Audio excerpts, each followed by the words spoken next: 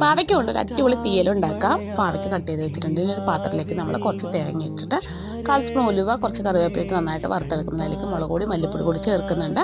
എന്നിട്ട് ഒന്ന് വറുത്തെടുത്ത് നമുക്ക് തണുക്കാനായിട്ടൊന്ന് മാറ്റി വയ്ക്കാം. ഇനി ഒരു ചട്ടിയിലേക്ക് കുറച്ച് വെളിച്ചെണ്ണ ഒഴിച്ച് കൊടുക്കാം. നമ്മൾ അരിഞ്ഞെടുത്ത് വെക്കുന്ന പാവയ്ക്ക ഇതിലേക്ക് ഇട്ട് കൊടുത്തിട്ട് നന്നായിട്ട് വഴറ്റിയെടുക്കാം.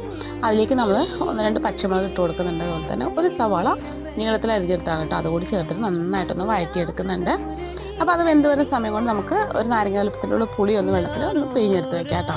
ആവശ്യത്തിന് ഉപ്പിട്ട് കൊടുക്കുന്നുണ്ട്, മഞ്ഞൾപ്പൊടിയൊക്കെ ഇട്ടിട്ടുണ്ട്. ഇനി നമുക്ക് തേങ്ങ വെള്ളമൊന്നും ചേർക്കാതെ വേണം അരച്ചെടുക്കാനായിട്ട്.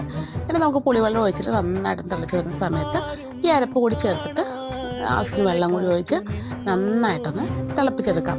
എന്നിട്ട് ഇതിൻ്റെ ഒരു പുളിയൊക്കെ ബാലൻസ് ചെയ്യാനായിട്ട് നമ്മളൊരു ചെറിയൊരു കഷ്ണം ശർക്കര കൂടി ഇട്ട് കൊടുക്കുന്നുണ്ട്.